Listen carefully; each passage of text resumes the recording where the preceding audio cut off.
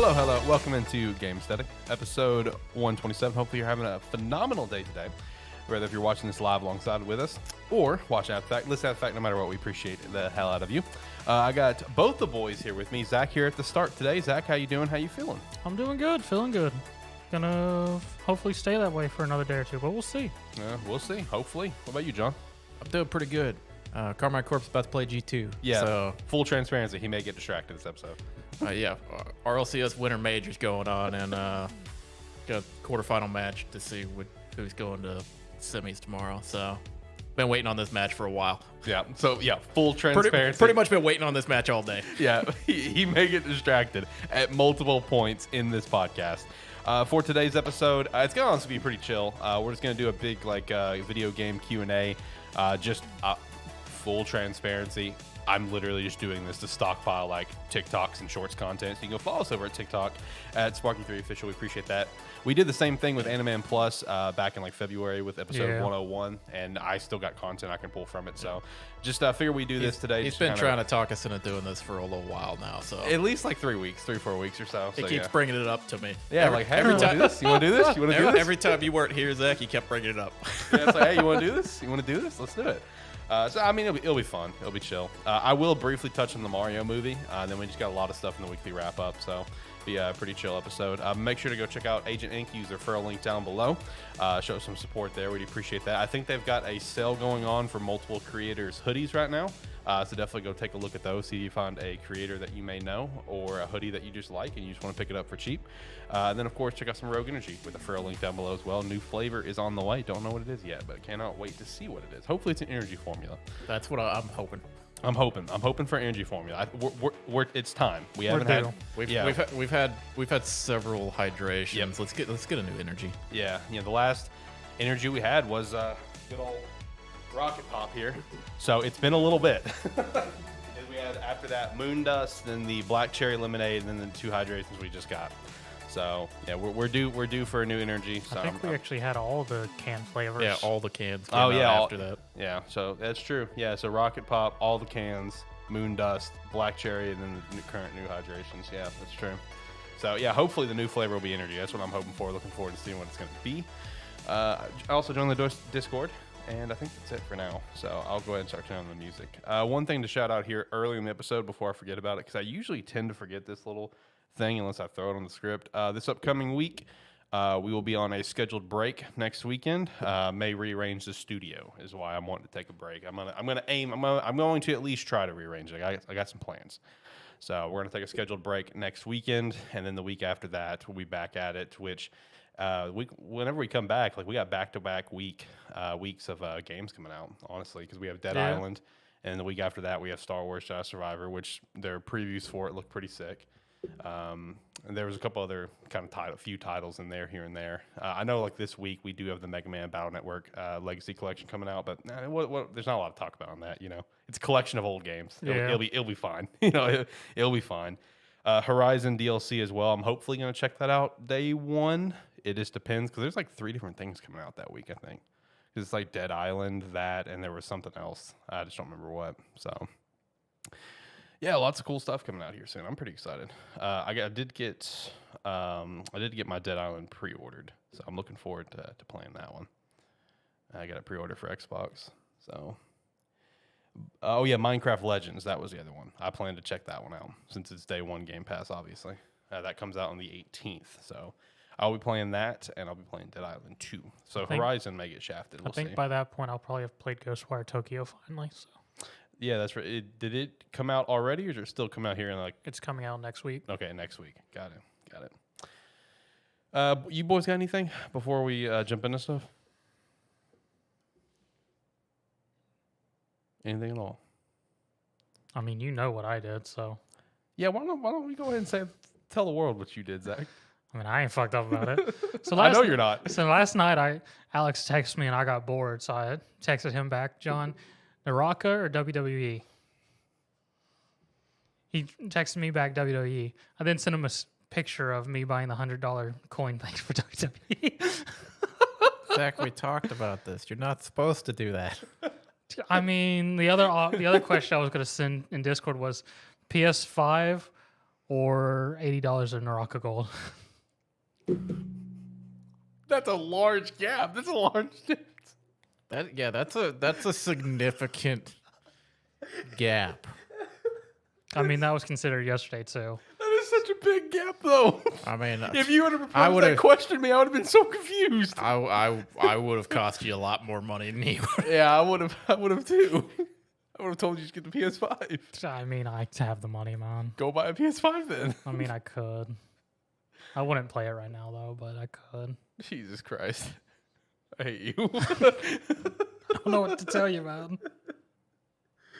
Oh God, yeah. Whenever he sent me that yesterday, I was with my lady, and I was just like, "Which one should he play?" And she said the first one. So I was like, "Okay." And then a few minutes later, I just get the picture of the currency purchase, and he wasn't wanting to. God. He wasn't wanting to play the WWE or Naraka. He was playing you. Yeah, that's true. He was. He got his entertainment before he did anything. That's true. That's fair. Jesus Christ, dude. Oh. What about you, John? You got anything? Not a whole lot. And if anybody's new Path of Exile League just dropped. Shout out to that. Friday. So I've started playing it a little bit. I don't know if I'm going to play it too much. I just kind of started playing it because I was bored. Right. So there's no telling if I'll actually feel like playing it for very long or if I'll get bored very quickly. It's kind of like a coin flip when I start playing Path. I'm like, either I'm going to play it for 100 hours this league or I'm going to play it for about 4. There's no in between. Nope. That's honestly about accurate. That's what it was like whenever we lived together. Like you would either play it religiously or you'd kind of touch on it and drop it. Yeah. I'd jump into it. I'm like, let's see if I'm having fun. Okay, I'm having fun. This is what I'm doing now.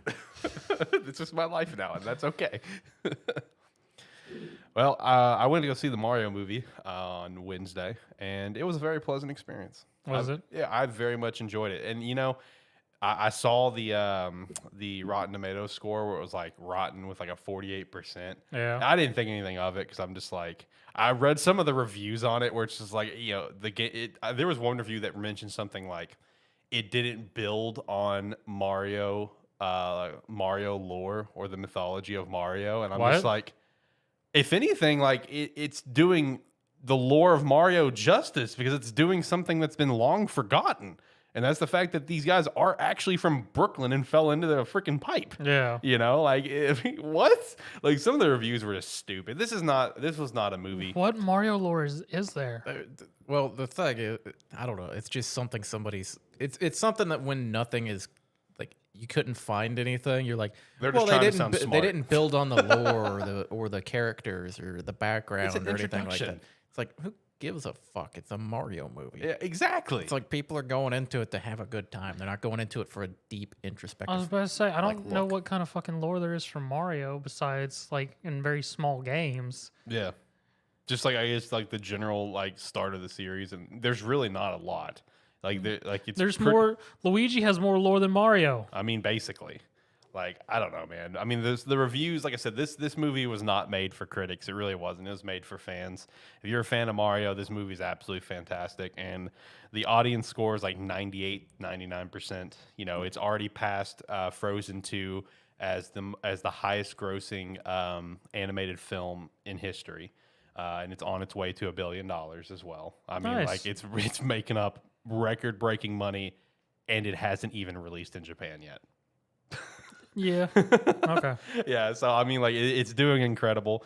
The only thing that I would say is a complaint, and I understand. Who do you think they get to dub over Jack Black? That's a great question. I would love to know the answer to that. I'm gonna look into that. Black. See, that's a valid option too, because is. Jack Black would totally do shitty Japanese to dub over Bowser. He really would. He would be all in on that. No, like. The only thing that I would say is like kind of a negative towards the film, and I've seen people talk about this, but it's like, I understand, I get it, especially when this film, like, while there's a lot of adults like myself and a lot of other people going to see it, this film is obviously directed at a younger audience, naturally. So the pacing is very quick, and I think it's just to help keep attention. Yeah. And that's fair. The movie does feel very fast. Like, it does feel very, very quick. But it's a fun ride from beginning to end. The references are all over the place. Cool little nods here, cool little nods there, that make you smile throughout the entire film or whatever. In terms of the voice acting, everyone was fantastic. When it comes to the notorious Chris Pratt as Mario, I wouldn't say he was fantastic. I would say he was good. There were a few times where Chris Pratt came out. You know what I mean? You could very clearly tell in a few instances it was Chris Pratt. But then, like, there was all the other times where, like, he was just naturally talking and stuff. Like, you just forget it was even him. Like, it was fine. I've seen videos saying that it almost seemed like all the worst parts about, like, the Chris Prattness of the Mario voice were in the trailer. Yeah, it was 100%. Seth Rogen as Donkey Kong was really good. I like that. Seth Rogen's laugh made it into the film like 3 times, so that was funny. Jack Black as Bowser was like unfreaking believable. It was so good. I mean, I'm not surprised. Yeah, by no, that. no one is surprised by that. It's fantastic. I'm more surprised he didn't pull out a saxoboom. No, but he did have a lot of singing moments. Yeah, there was at least 3 different times where he was playing the piano singing, and it was fantastic. It was incredible. But no, I mean, the movie was great, guys. I mean, like, it's a movie that I'd be willing to go back and see again, and just to have a theater experience for it, because everything about it was super sick. Can't recommend it enough if you're a Mario fan. It is just a very fun, stupid little watch. But anyway, let's hop into really the main and only topic for today's episode, which is just, like I said, just a bunch of video game questions. Just kind of chilling today. There was a couple other things that we could have milked if we really wanted to, because right now in terms of games we're playing, based on the thing that we started with here, Zach's just still kind of hopping between Naraka and WWE. You've jumped in some path, playing Rocket League, the norm. I'm still playing Persona, so we're not playing anything new at the time, but that's coming here soon. The only new game I'm playing is a deck building roguelite called Across the Obelisk. Yeah. And I'm playing that co-op with a buddy of mine. I still need to play that. It's a lot of fun. It does look a lot of fun. It's a lot of fun. It's a lot easier to manage if you're playing co-op because you can have each person play 2 members of the party. So you only have to keep track of 2 decks. Gotcha. That does make it easier, yeah. So, because you control four heroes on it, and then you go through it. I mean, it's a roguelite map where you go through. The map is static, so when you go through it, there's 4 characters for each class. Gotcha. That you can unlock. So if you don't get one-on-one run, or if you find them in one zone, because you have to unlock some of them, you have to go to the zones in specific orders to get the items, or to talk to them and then be able to get the item, or go to the place that they need you to. Gotcha. It's a lot of fun. It's got more depth than we realized when we started playing it, which just makes it fun. That's like the first time I played the Dankest Dungeon.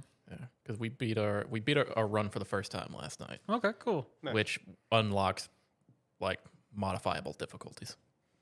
So For anyone who went, what the fuck's the Dankest Dungeon? It's the darkest dungeon. That's just yeah, what I call it. rolled with it. I knew what you were talking about. But yeah, I mean, it's a fun deck builder. 4 characters, 4 decks. Little confusing. Co-op fun. Co-op fun. All right, good deal. Good deal. Yeah, and then like I said, a week after next, we'll have a couple new things going on. Zach checking out Ghostwire. I think all 3 of us, Dead Island. Is that right? Or probably all 3 of us. Is that about accurate?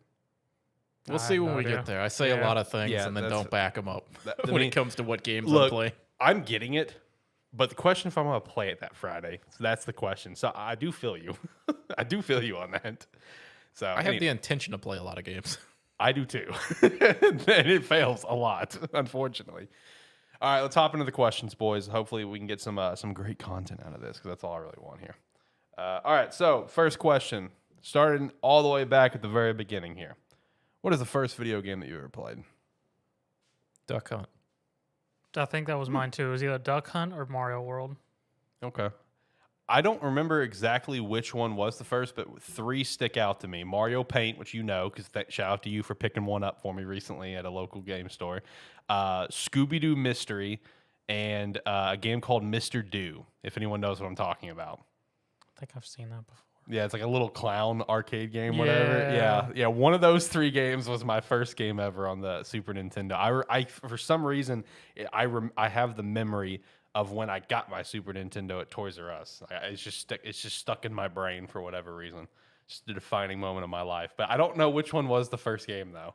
It might have been Scooby Doo Mystery. It might have been that one, then probably Mr. Do. I actually completely forgot Mr. Do was a thing until I saw it at a store recently, and it's just like core memory unlocked, and I'm just like, oh shit, I forgot that thing was even a game. I played this piece of shit. Yeah, exactly. I've played this garbage before. Anyway, all right. So next question: gaming system of choice per generation. I just date it back to your first generation. That's just what I would do. This is one of those ones that's odd for me. That's because fair. I a lot of systems I've just never had, That's fair. and also I was always 1 or 2 generations behind everyone else. So like the first system that me and my brother actively went out to get, or like made a conscious decision to buy, was the Nintendo 64. And then after that, which really for me, my console of choice, mostly which ones I had. So it was like Nintendo 64. Then I had a Dreamcast. Shout out to Dreamcast. It's like, and then after that, I was still behind everyone. So it was PlayStation 2. And then 360. like 360, I preferred over the PS3 for the most part. PS3 kind of brought me back in towards the end of the life cycle of when I had mine. And then PS4, 100%. Oh yeah. It's like nothing. It's like I had an Xbox One, but PS4 was just Better. I swapped over to that generation, and then this generation is hard to say. For the current generation, I have a Series X and I have a PS5. I've played them about equal.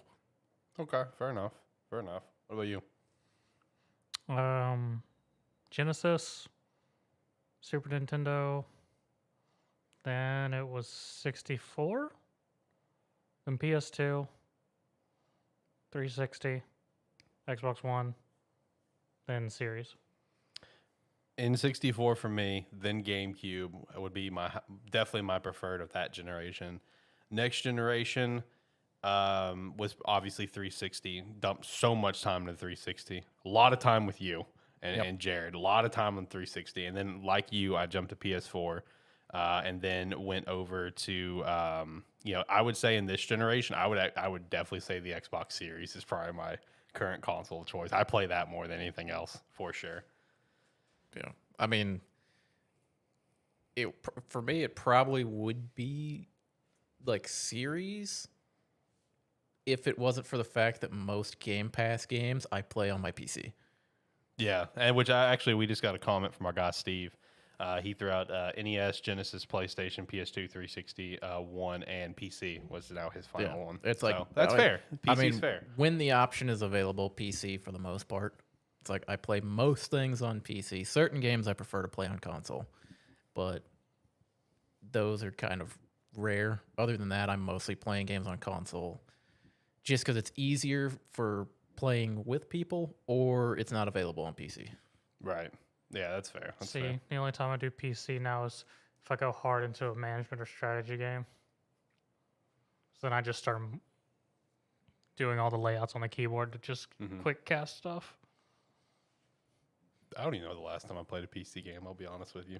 I'm not going to count Marvel Snap. I really don't know. I have like this super nice gaming PC, and I legit don't know the last time I legit don't know the last time I used it for a new game. I'm just going to be fully transparent. Omega Striker. Probably, yeah. Probably Omega Striker or Gundam Evolution. Yeah, one of those two. I just don't play PC games, man. Not that much. I'm glad I have the option to. I am glad I have the PC souped up to the way that I do because, man, does it make processing so quick for video stuff. So I am very thankful for that. But, yeah, just don't do a lot of PC gaming. I mean, I play college football revamped because it can run it. So the way you phrase that is kind of the opposite of me. You say you like having the PC for the option to do it. That's me with the consoles. Okay, that's fair. There's games that I want to play but can only play on consoles, so I buy the consoles. Yeah. That's fair. That's fair. All right, next question. Game with the best cutscenes, in your opinion? I think I already know your answer. Honestly, I didn't come up with one game in particular. I wrote down Tales series. That's okay. That's fair. I respect that. Because I don't know every Tales game has fucking nuts cutscenes. Mm-hmm. They've always done a really good job with that, and their cinematics are like fucking god tier too. Okay, all right, that's fair. For me, I would probably one of my personal favorites would probably be like Marvel Spider-Man. There's a lot of sick cutscenes in there that I really enjoy throughout that game. What about you? No fucking clue. I was about to say he's either thinking hard over there, or he's bored out of his fucking mind. Because I mean, yeah, cutscenes are a thing, but in gaming, those are very secondary to me. You know, that's why I just like in my mind. I can see that. Yeah, that's same thing. Like I don't give a shit about cutscenes. I don't like the breakup of the game to show me a several minute cutscene. That's why I appreciate them in like the Tales series because they always look fucking great. Yeah, it's like the Tales ones. I'm always like, okay, I'll sit here as long as you play this. I mean, the only game that I can think of where the cutscenes I was very okay with was like Final Fantasy VIII. Okay. Just because at the time with the PlayStation, their like full 3D cutscene cinematics was sort of, I don't know if it was ahead of the time at the time, but they were very notable. Mm-hmm. Yeah, they were a lot better because it's like I saw some of the cutscenes, but I didn't play the game. Yeah, it's like their full cutscene and everything were very good for the time. yes.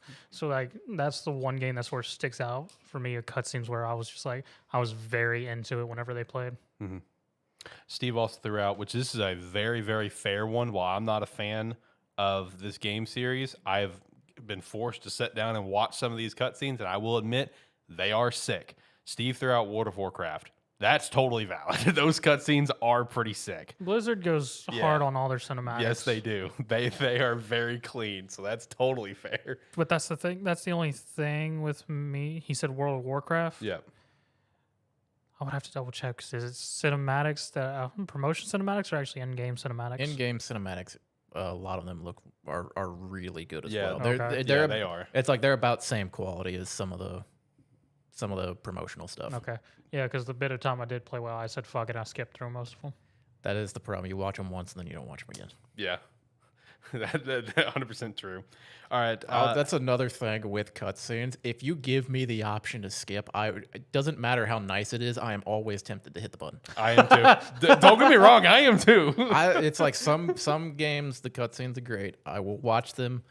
The best thing they can do is make you watch the cutscene the first time, and if you come back and play it again, give you the option to skip. Oh yeah, 100%. If they do that, if they do that, I'm like, you are fucking awesome. If they do that, at least probably 95 cutscenes are being skipped for me. There are still those few where it's just like, this one's so great, I don't want to skip this one. But 95, yep, I've seen this. Let's move on. It's my problem with, like, I've been playing Celeste co-op with some buddies. We finally got it where it's actually working. And every time you interact with somebody, there's like little cutscene dialogue that happens.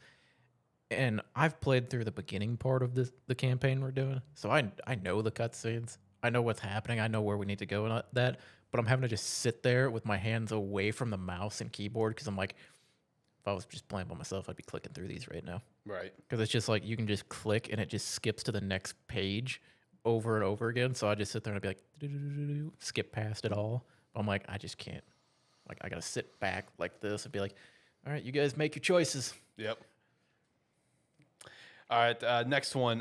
Scenes that have made you cry, whether it be happy or sad. So I'm a fucking crybaby, okay? You know, if I had a button for our guy Diaz, where he guest appeared on AniMan Plus with one of his favorite best lines that came out of that episode, shocker, I cried. They could totally apply here. I'm a fucking crybaby. Okay, there are so many scenes that I could shout out that has made me cry, whether it be a sad or a happy.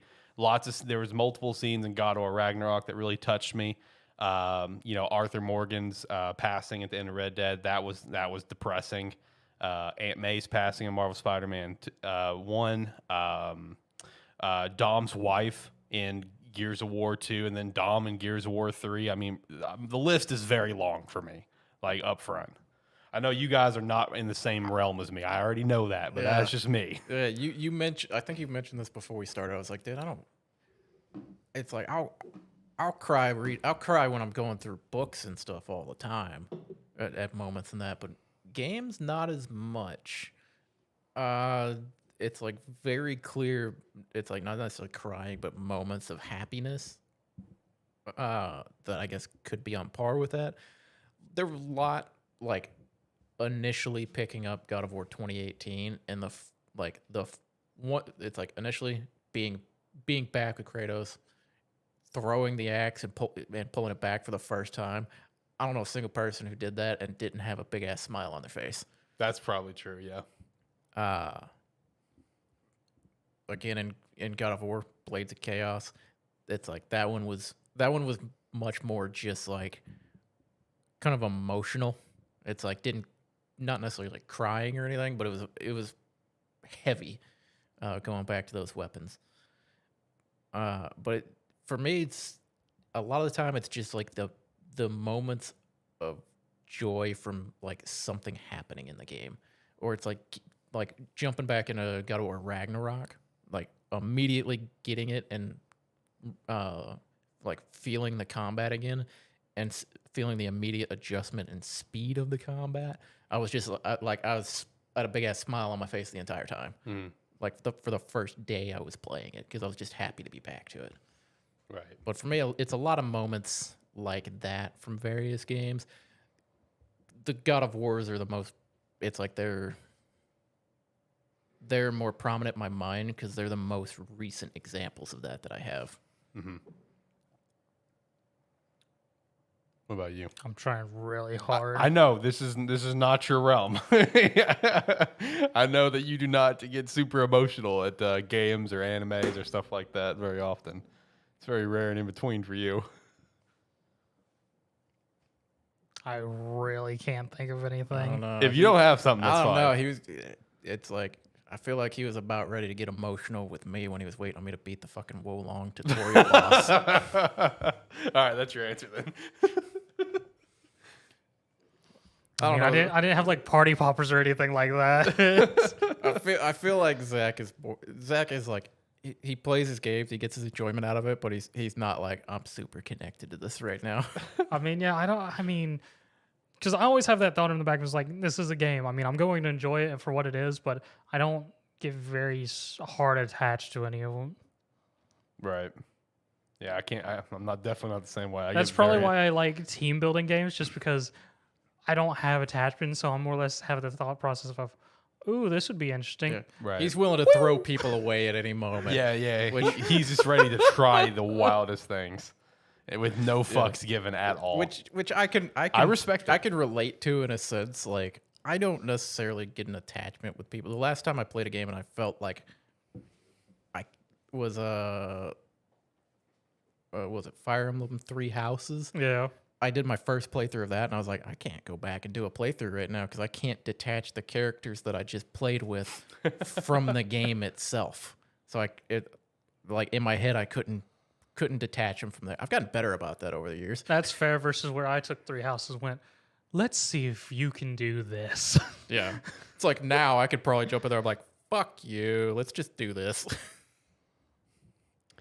All right. And last one for the cutscenes, boys. All right. Just favorite cutscene or cutscenes. If you just want to shout out one of your favorite cutscenes of all time, just do that. If you got multiple, give a shout out to multiple. You might want to lead this one off. All right. So a couple of mine that I can immediately shout out are definitely going to be from Red Dead Redemption 2. So one of them, and this is one of those scenes where it's like definitely brought a tear to my eye, and it's just one of my favorite cutscenes because it shows just the overall like character development of Arthur that happened throughout the game. But it's actually a scene that you can very easily miss depending on the side missions that you do in Saint Denis.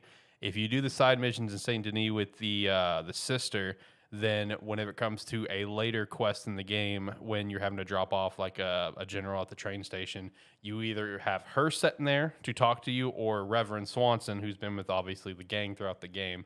And the one where it's the sister, is a lot more impactful to Arthur's character than Reverend. Reverend, you know, it's a very emotional scene with Reverend as well, of Arthur openly admitting that his past coming to an end and stuff. But the one with the sister is a lot more emotional, and just a really great cutscene to me is because, like, as Arthur's kind of talking about everything that he's going through, you know, he has that moment where he admits that, you know, he's afraid of dying. Yeah. And just Roger Clark's portrayal of that moment was just absolutely phenomenal. Another one as well, which I wouldn't say a lot of people would miss, but in a percentage scale, I would say like probably 40% of people probably miss, because I feel like at the end game, 60% of people probably went with John. You know, that's probably what a lot of people did at the end of the game. Okay. But if you go the other option and choose to go after the money, and you and John go separate ways, there is such a sick scene of where Arthur's going, some really kick-ass music starts playing, and he just like says like Micah Dutch in like the most menacing way possible. It's like, come and get me, you bastards. And he starts screaming and shooting up the forest. Such a sick scene. So that's a couple for me right off the bat. Okay. My favorite cutscenes, it's not from any game in particular. Because I was thinking over it, and I'm like, what are my favorite cutscenes? My favorite cutscenes are games that let you, that show the freak they've let you make. I think he's saying that because of Wulog. Well, that popped in my head, and then I was thinking like back, because I was thinking of like, because Saints Row games did that. Didn't Yeah. they? It's like Yeah. they let you make freaks, and they'd show up in there. They had Yeah. all kinds of stuff built in for that. But yeah, like Wulong popped in my head immediately, and then I was like, man, I love a game that is like, you know what? It's like, we gave you the options, so we're gonna put that freak in here. That's my favorite thing. It's like because a lot of times though you can do it, but then they put like the bog standard character in the cutscene, and it's like, well, that's like immersion breaking. It's like, yeah, I may have made somebody who looks like they should not be in this world, but if you're gonna let me do it and then show it to me in the cutscene, you know what? Hats off to you. It's like you're a team player there. Still don't know. That's totally fair if you don't got nothing. I mean, again, cutscenes are very. I guess the thing that, are we talking about like cinematic cutscenes? Cinematic or in-game, doesn't matter. Because one that sort of pops in my head is just there's a series of games called R Tonsel, and the second one in particular, it has a whole mechanic where your characters get stronger with more skills and become closer through a dive system where you go in sort of the mental aspect of one of the other characters. And in the second one in particular, there's a lot of the cutscenes involved with a character whose name eludes me right now that hit really hard, and just how deep it goes into the mental psyche of these characters, and just in the terms of what's going on in the world and what they're doing. Okay.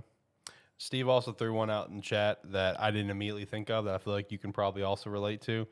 He threw out Halo 2. Give him back the bomb. That's fair. That's a great cutscene. Love that one. That one's awesome. See, my mind when he was talking about cinematics, my mind went to promotional material. Also fair. There's some great promo material out there. Because you remember the Halo 3 battle, yeah. the big battlefield that they had modeled up and everything. That was awesome. That's what was rolling through my head. That was awesome. That's fair as shit. Another one that it blows me away that whenever you pass it to me, I didn't immediately go there. But honestly, this one is probably my single favorite video game scene of all time, and I'm really upset that I didn't think of it immediately. It is from Mass Effect 3 when you're approaching Earth. That is such an awesome cutscene to me. If you went through the game and gathered up as many allies as that you can, once you're in that moment and you're up on the bridge with Joker, and just one by one, more and more armies just piling in to go to Earth, that is an epic cutscene for me personally. I mean, I guess now that I think about it, seeing as I brought in cinematics for cutscenes, the Dead Island one, the original Dead Island. That's fair. With the girl. Yeah. That one fucking hits. Yeah, that's fair. Steve also said Diablo 4 announcement was insane. I can see that. All right, favorite genre of games. Strategy team building.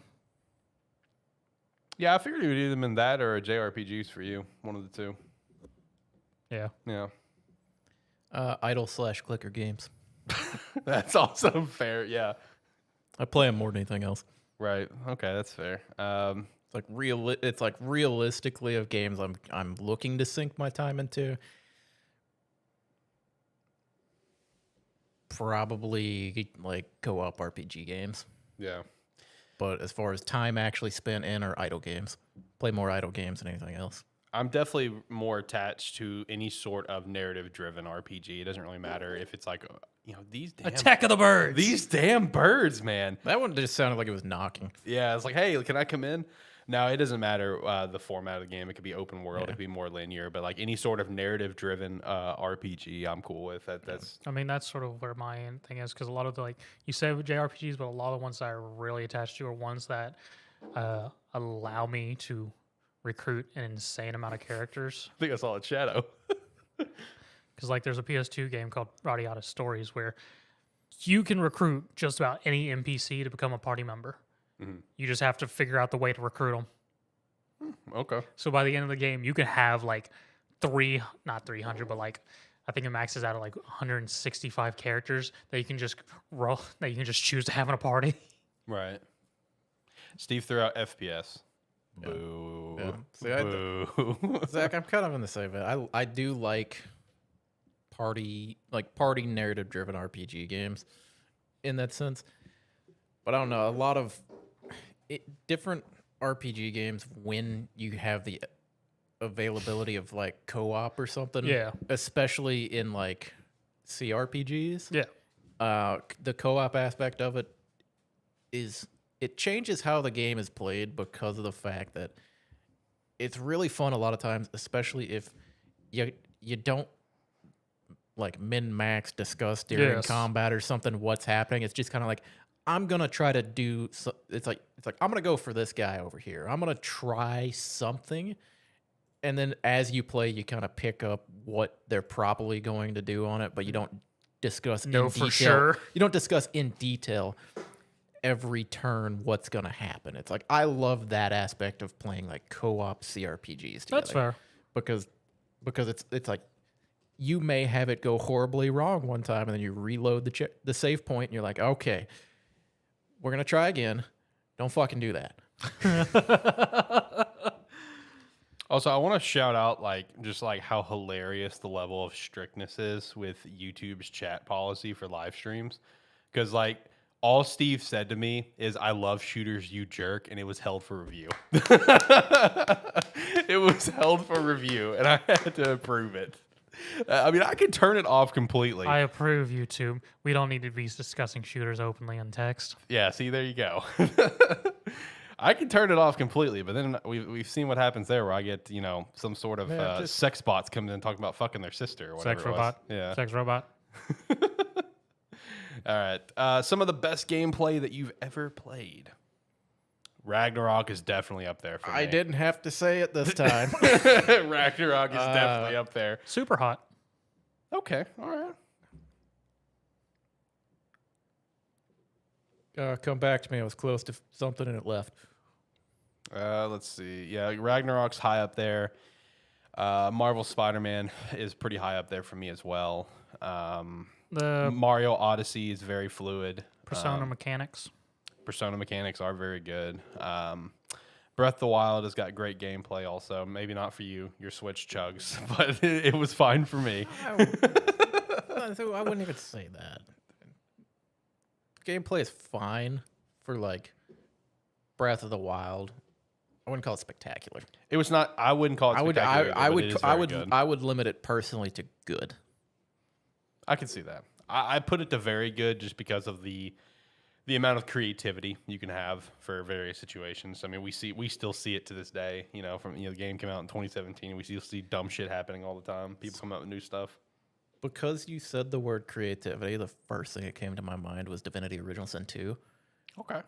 Because of the fact that while yes, it is a tactical turn-based CRPG, the creativity you can have in any combat scenario. And then the game reacts to it appropriately. Mm-hmm. Yeah, it's like just about anything you think you might want to do in that game in combat, it'll probably let you do, and then it has systems built in place to respond to it for different effects. It's one of the like games where just like creative freedom in a tactical game feels rewarding. Right. Okay. Best soundtracks. Persona 5 Royals up there for me. I Any really Persona soundtrack. Yeah, the Persona 5 Royal soundtrack's awesome. The Guardians of the Galaxy soundtrack as well, just because that's my style of music. So the fact they have a complete original album for the game, like a rock album, that was super cool to me. So those two are definitely immediately come to mind for me personally. Silent Hill 4. That's a good one.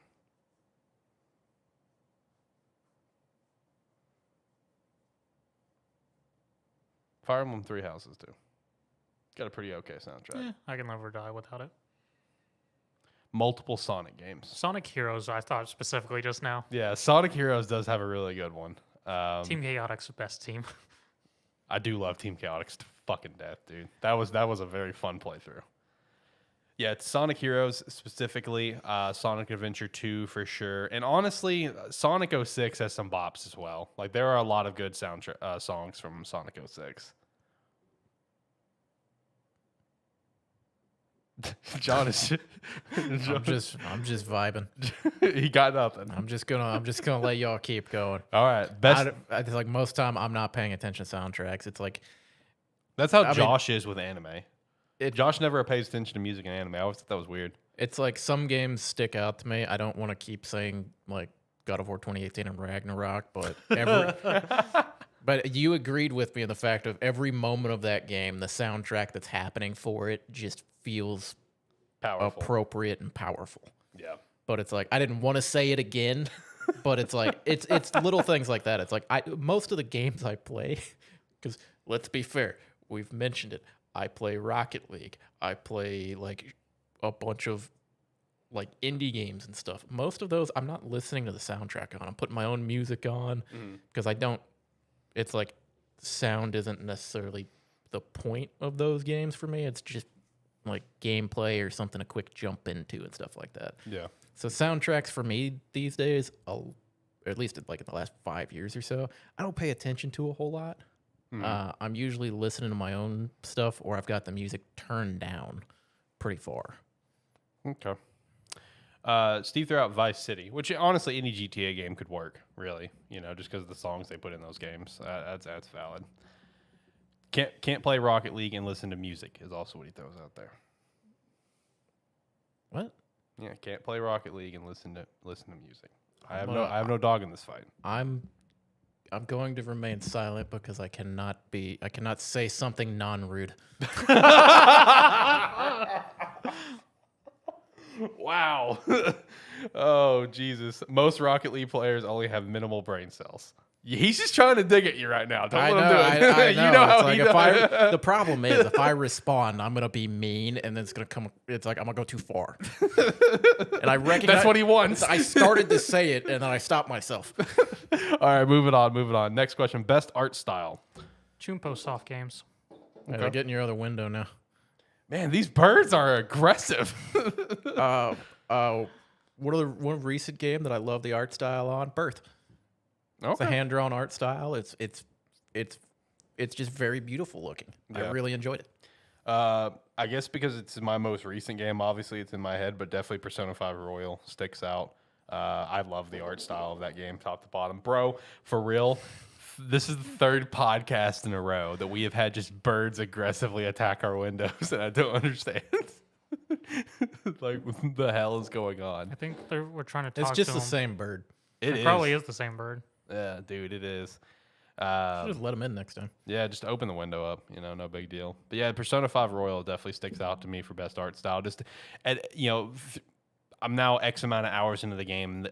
I just can't help but to be captivated by the art style still. Just like, you know, menu progression and stuff like that. Just a little shit. I don't know. Like I love it. I think it's insane.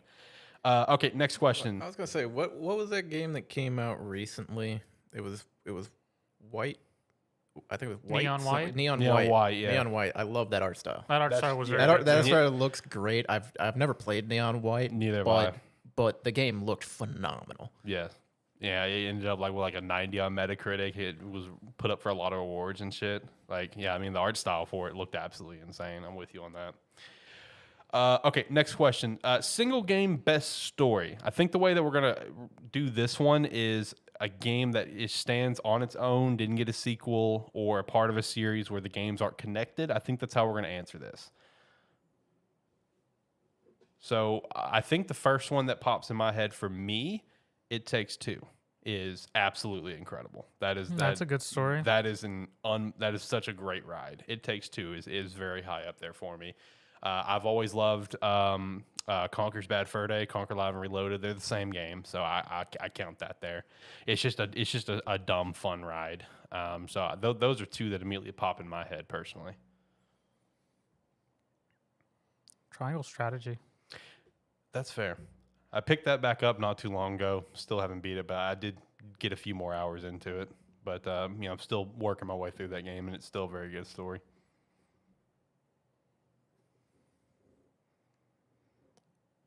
I'm struggling to think of a game where like a one-off story that I really enjoyed, because some games I really enjoy the story up to a point, and then it's like really good for most of the way, and then it just kind of falls flat.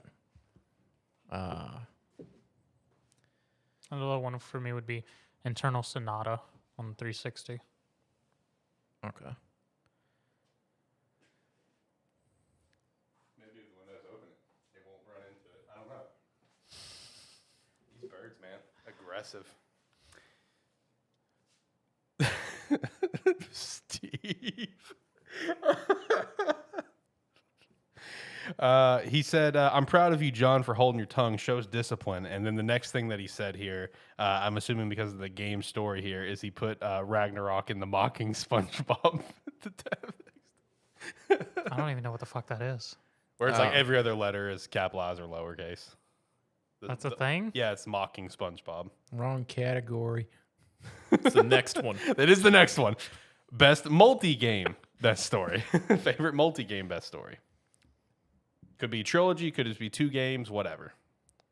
As long as they connect. For this in particular, the God of War series does come to mind. More 2018 and Ragnarok. The previous stories, the story was there, but it was not as relevant. It didn't come across as well. I've always been a fan of the Halo story. The original trilogy? Well, like the original trilogy and Reach. Okay. Because Reach could have counted for the other one now that I think about it. Yeah, well, it kind of depends on how you look at it, because that is an all-encompassing story true. up to a point. Reach, while it came out later, is the starting point for the rest of it. Right. But it's like those I did enjoy those stories. I'll probably have some more, but I'll let you jump into it. Obviously, Mass Effect trilogy. I mean, I talk about Mass Effect all the time. But beyond that, the Gears of War trilogy was fantastic playing through that as well as the Halo trilogy as well. Yeah, those immediately pop into mind for me. Steve throws in like Shenmue. He throws in Mass Effect as well. He throws in Halo. Has a couple other good choices. Yeah, those are the ones that immediately pop for me. Halo, Mass Effect, Gears of War. Those immediately all pop into mind for me personally. Xenosaga. Okay. I respect that. I'm trying to think if there's any others I would throw out there. Also for single game best story, I would also. What are you pointing at me for? Tales of Zillia. I was thinking Tales. I couldn't think of Zillia. It was in my head. I was like, man, I don't want to say Tales of, and then get stuck not thinking of the last word. Tales of Zillia was a very good story that actually did connect to a second game, which wasn't as good, but it still stayed solid. Right. Yeah, Tales of Zillia might still be my favorite Tales game. I don't know. I want to play that game again. Yes. I very much want to play that game again. Another one for the single game best story, I would definitely throw out Three Houses. I've played Three Houses multiple times, like religiously. Def Jam, Fight for New York. I take down Snoop Dogg every time. Okay, next one, best voice acting. Meh. Can take it or leave it. Yeah, because unless it's just absolutely atrocious. Don't pay attention. Alex, Yeah. you have to say it this time. I can't keep saying it. God of War Ragnarok. You mentioned that before I did, before I know. we started the show. No. I'm just the one who keeps getting... Let me stress this. Like, I'm with Zach, actually. Voice acting, I can take it or leave it. It does add to it if it's really done right, you know? But there's only a very small handful of games where it just like really stands out to me. Yeah. You know what I mean? Like these games that have like these incredible stories, like let's say I'll use Halo as an example and Gears of War, for example. Good, fine voice acting, but they don't like blow me away like something like the Mass Effect trilogy or Ragnarok did, or, you know, Red Dead Redemption 2. Like there's only a few that truly stand out to me personally. The voice acting, as far as good voice acting goes, it's all good voice acting unless it stands out to you for either being exceptional or bad. Yeah, exactly. Everything else is just good. So it's like, for the most part, it's all good voice acting. It's just, does it stick out as being way better than you're used to or way worse than you're used to? Yeah. Like I said, there's only a small little handful of like way better than I'm used to kind of thing. Worst part, a lot of games I play are retro games that have no voice acting. It's all text based. Yeah. So, yeah, that's why I can feel you on like I can take it or leave it. Oh, wait, what was it? Is it... I don't remember if it might be Pillars of Eternity 2. Okay. That I don't remember if that one has the voice acting or if it's different. But the voice acting in, I think it's Pillars of Eternity 2. If it is that one, way better than it has any right to be. Okay. It's, because I'm thinking of either Pathfinder or Pillars of Eternity. Gotcha. It's one of those. I can't separate them in my mind because I played them at roughly the same time. I would think Pillars of Eternity. I think Pillars of Eternity had the voice acting because I played Pillars of Eternity 2, and it's better than it should be. Like it is like for that game. That game's fantastic, by the way. If you like that style game, but yeah, the voice acting in that game does stand out. It might just be because other games in the genre either don't have voice acting or it's not the best. That's fair. Still in the voice acting question, what's the worst voice acting? This one's really hard for me. I really don't know because like Triangle Strategy sticks out to me for the English voice acting. The English cast for Triangle Strategy definitely is the first thing I thought of. It was what popped into my head immediately. Yeah. That game would have been better off without voice acting, honestly. Game's great. Voice acting in WWE 2K20 was kind of shit. I didn't play that one, so it's the reason why I took off for a couple years. I knew why. Yeah. I knew that one was really bad. But I mean, for the most part, like I said, it's like a lot of games I play don't have voice acting. Yeah. Or the games that I do play, the voice acting is just, you know, fine. Yeah, it's like just, it's like you said, it's either good or exceptional. And in my case, it's just been, it's good. Yeah, it's like that's why like the English Triangle Strategy sticks out is it wasn't great to a comical point. True.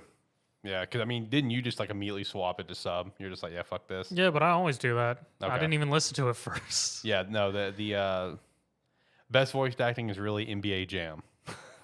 Damn it, Steve. He forgot Shaq Fu. Shout out to Shaq Fu. Shout out to Shaq Fu 2 that just came out a few years ago. He also says Resident Evil 4 for best voice acting. I'm assuming best voice acting. Oh, shit. Yeah, I mean, it could be. There's a lot of corny lines in that game. So, and some people that may be the deal breaker for him, you know?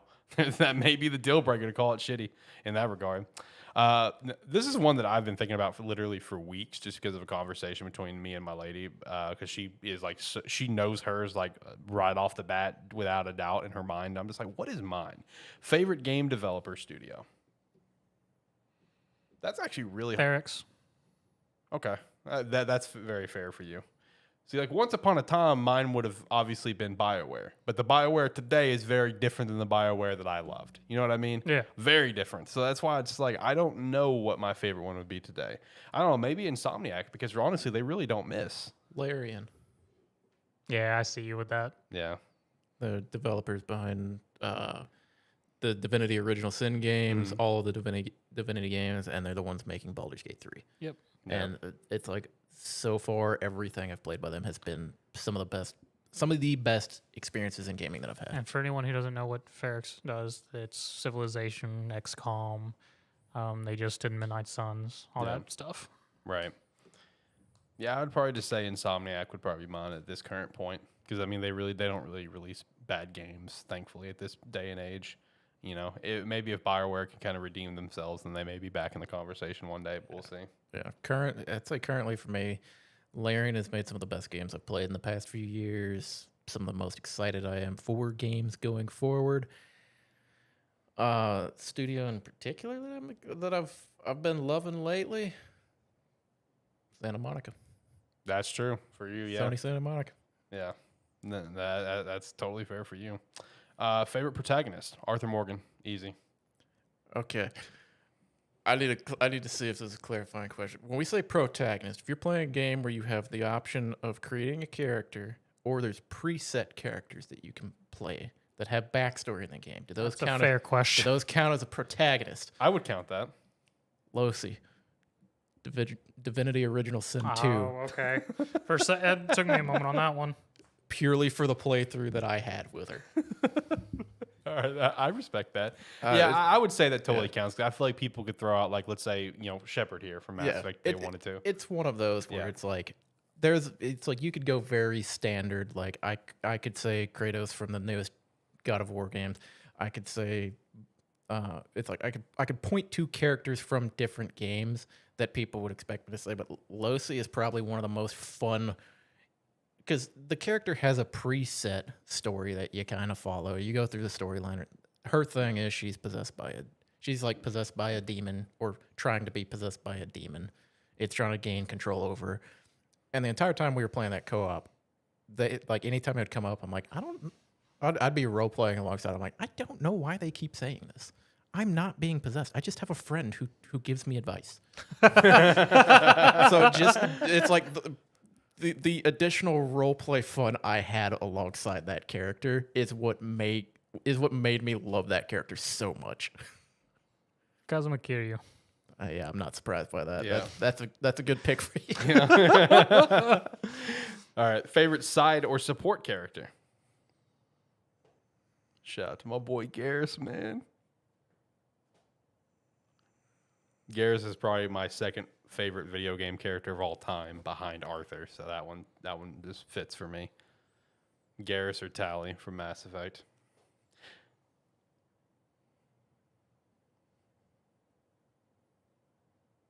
You got anyone, Zach? The Coltrane That's such a good pick. Thank you. from Gears of War. Thank you. Coltrane's my favorite Gears character, so thank you for that.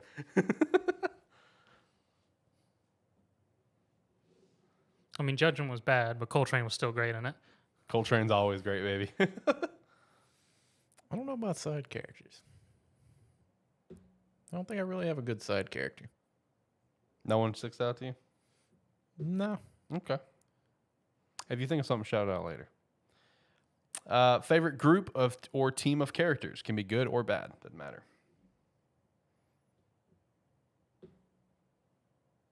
What do you got? Mine's a really random pick. Just because, like, as a kid, I always thought this was super cool. As an adult, I still think it's super cool. There's no reason this should be a thing, but it is. Shout out to the Axum Rangers from Super Mario RPG Legend of the Seven Stars. It's just like some knockoff version of the Power Rangers that are evil, and it's just stupid, and I just love it. Oh, fuck.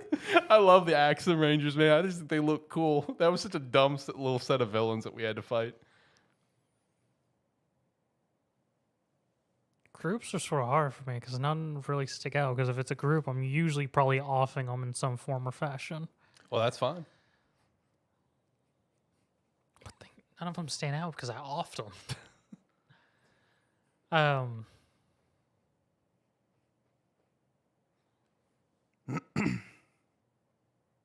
Yeah, no, I got nothing for this one. Yeah, this one for me is also a bit rough because most of the time it's like most of the time I'm just kind of going through and I don't care too much about a lot of the like random groups and stuff that show up. And then even like it's hard to make a good like group that actually sticks out. Like yours probably sticks out because it's something you saw as a kid and it's always been in your head. Yep. I don't have a lot of those from when I was like growing up playing games because it's like for the most part didn't have any games that had like groups or characters or stuff like that for the most part. Guess I had to throw one out there just because they got a whole friggin' song about it in the DK family. Oh, that is a good one though, especially since they got the song. Speaking of, that song did make an appearance in the movie. Oh, did it? Not the full version, but just like just the part that focuses strictly on DK, and it was just looped. For DK's entrance into the fight against Mario, that song was playing. I'm like, yes, DK64, baby, let's go. And also, another thing that I really liked, because I'm pretty sure out of all those characters from 64, Chunky's the one that's been dead the longest. Yes. Lanky came back for a racing game. Tiny's been back. Chunky was in the movie. He was in the stands watching the fight. Poor guy. And I'm just like, he's not dead. Let's go. That was one of the most hype parts of the movie for me. It was just like that song being in the movie and Chunky being alive. Oh, dude. Yeah, this might be one where if I think of something, I'll come back to it here in a bit. Favorite antagonist. This one's hard for me because it's the question of like, when in terms of favorite, am I just saying the best antagonist that I've seen in the game, or like an antagonist that I legitimately like? It's one of the best antagonists because like the voice actor, the facial capture actor, they did a phenomenal job at portraying the character. They did their job to make you hate the character. But Micah Bell is my most hated antagonist in video game history. I hate that son of a bitch with a burning passion. But I wouldn't say he's like my favorite because I have my pure utter hatred for him. So I would actually probably throw out Elusive Man from Mass Effect. I really enjoy him as a character as well as hate him at the same time.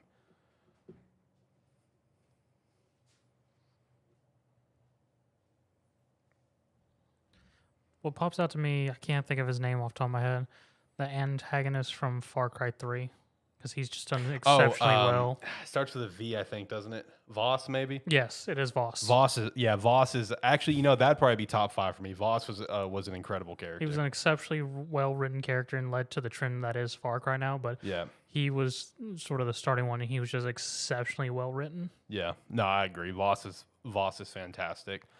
Because Far Cry 1 and 2, I didn't really get into. Far Cry 3 was what really got me into it. And Far Cry 1 and 2 was more or less you're a guy taking on some group that there was no, like, face for him. Yeah, because Far Cry 3 is what changed the whole format, right? Yeah. Yeah, and all the Far Cries I've played since, no one has stood out like Voss. Voss is, like, by far the best. Not necessarily like a antagonist that I would call, like, my favorite by any means. But, I mean, one I've always enjoyed, just because he's charismatic. He knows what he's about. Handsome Jack. Yeah, that's a good one. Handsome Jack I've always enjoyed. You don't really ever, like, not enjoy a moment where he's going through his dialogue. Yeah. I guess he could also count as, like, protagonist you enjoy, too. Because you get to play as him. Or a clone of him. You play his body double. You play his body double, but the character name is Handsome Jack. Okay, next one I already answered for me, but overall favorite video game character in general, mine would be Arthur Morgan. Favorite character? Yeah, just overall number one favorite, who would be? Mine would definitely be Arthur Morgan.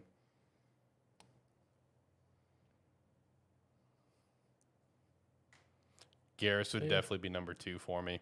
And as another one that would actually be in the top 5 for me would actually be Johnny Silverhand. Big fan. See, this is one because I've never thought about. I've always just enjoyed characters. I've never thought about which one would be my favorite character, because I've always enjoyed Master Chief. Not necessarily just because of like the games and that, because I've read a lot of the books. I've gone through a lot of the, like, at least a lot of the early backstory that was in there. So I've always really enjoyed that character, and it gave it a little more fun for me. Kratos has always been a fun character. Tony Montana. Okay. There was a Scarface game in PS2. And it's just you playing as Tony Montana through a GTA-like game. Fucking fantastic. I actually had that game. It's just being able to play Tony Montana as if he had survived the shootout at his mansion is a fantastic. Because he's just literally just playing as Tony Montana. But yeah, this is another one where it's like, yeah, a lot of characters. I enjoy characters, but I think favorite for me just kind of depends on what like games I've played recently. I tend to value those characters more. So I guess it kind of rotates around. But yeah, Master Chief and Halo from Halo and Kratos kind of stick out because Master Chief's always going to be a great character to think back on. But I don't know if that's as much from the lore we get from the games or the book lore. So that's kind of gets mangled in. And then yeah, I mean Kratos. Hell, I've been playing as Kratos for since 2005. Right.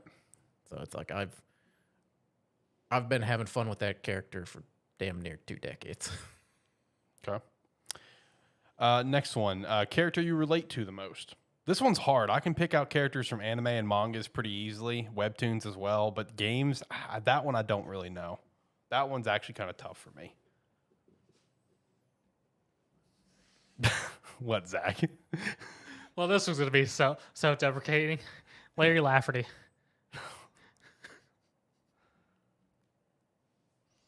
Okay. I don't know who that is. He's from the Leisure Suit Larry series. Oh.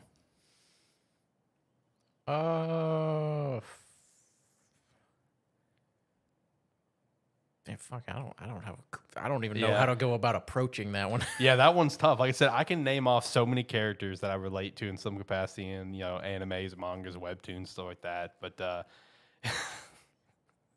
Steve said, "Don't you dare say Kratos, John." Okay, one, he is even in the newer games, he is still way angrier than me. He's got way more dark shit going on. I don't want to go down that rabbit hole. Oh my god. No, I really don't know what my answer would be for that one. Truthfully, that one's hard. I'll try to think on that and come back to it for me personally. Okay. Most annoying and hated character. Hated, definitely Micah Bell. Annoying, all right. I know this is going to be a very Navi. Took the words in my mouth. I was going to say, I know that was going to be a very basic cop-out answer. It is, but it's also like, fuck off. It is. Shut up. But I also have a follow-up reason why that is like fresh in my mind as the most annoying. So my last job that I worked at, one of the leads for that job, and it was the lead that I unfortunately had to work with the most because she was the lead over our state, whatever. I'm not shitting you. She would say listen all the time, and it sounded just like Navi, and I wanted to blow my fucking brains out. So Navi is definitely very high up there for me. Like exactly that. Like she would say, "Hey, listen, hey, listen, hey, listen," all the time. That's how she spoke. That was one of her like little ticks, I guess, whatever. And it sounded just like Navi, and it made me want to blow my brains out. So that one's definitely my most annoying because it's definitely like more fresh in my brain over the last few years. Red hair. Fuck that horse. That is an annoying fucking horse. Legit question for John. Legit question. Can I pick up 2018 or Ragnarok and get into the game being that I've never played a God of War game ever? Yes, because I did. Yeah, you absolutely can. It's like some of the references and like some of the big moments, like they just won't hit you as hard as if you knew all of the lore behind it. Like for Alex, I think it's like I recommended you just go watch. Well, I think you ended up watching like a 45-minute video or something. Yeah. That's just because I didn't want to send you the 3-hour long one. Thank you. I felt like you wouldn't have watched it all. But yeah, you absolutely can pick it up from there. It's Yeah. the only thing you won't get is, like I said, some of the small kind of the hints back to the original series. You won't get some of the lore, and then some of the big moments don't hit as hard. But as far as just picking up the game, yeah, the game is a lot. The story and everything has some references back to it, but they're minute enough to where you won't. It's like you won't really feel like you're missing out on anything.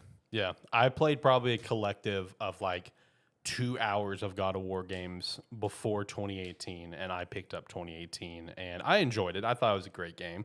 Ragnarok blew me away though. Ragnarok was incredible. So yes, you can 100% do it. If you just want to watch like some video, you know just get a general recap of the story so far, you can do that like I did, or you can just jump into 2018. Just whatever one you would prefer on that. Let's see. Favorite couple in gaming? I would say Cody and May from It Takes Two. That was a very wholesome, heartfelt story. Juliet and her boyfriend from Lollipop Chainsaw. I love that answer. Shout out to the remake coming. I can't believe that game's getting a remake. How legendary It's is a that? fantastic game, man. How legendary is that? I don't care what you say. The actual hack and slash gameplay of it was actually very good. I never played it, but I'm not knocking that it wasn't incredible. Okay, I think it's incredible that it's getting a remake. Like, that's awesome. Like that's such one amazing moment.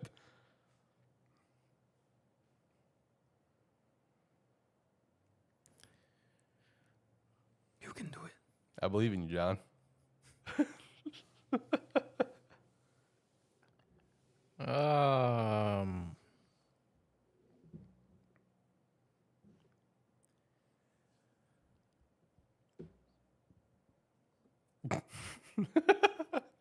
He's really digging deep into this one.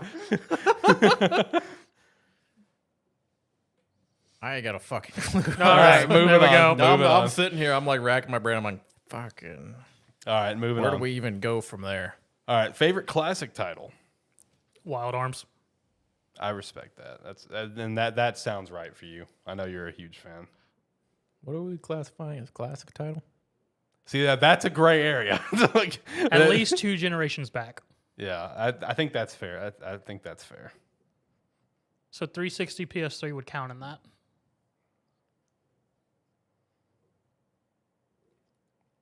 Oh, Can we dial it back further? Because I'm just gonna have to keep saying Mass Effect then. I mean, yeah. We do 3 generations back then.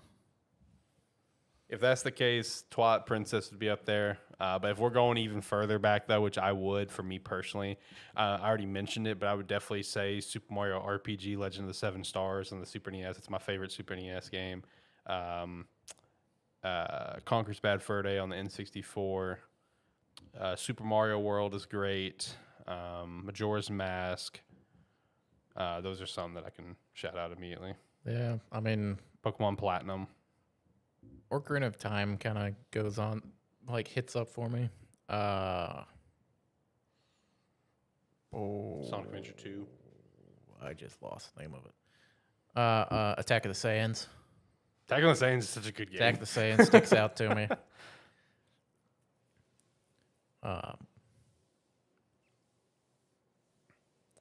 Yeah, I guess if we're going that far back, the original Halo counts. Yeah, it does. Yeah.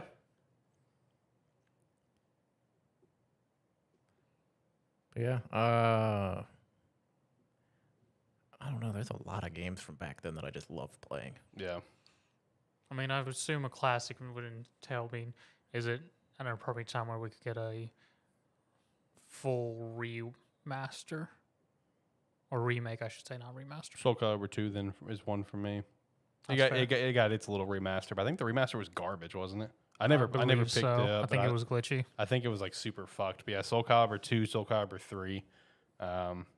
Definitely loved those games for sure. So I loved Soul Calibur 3 more, but I definitely think I put more time into Soul Calibur 2 on the GameCube.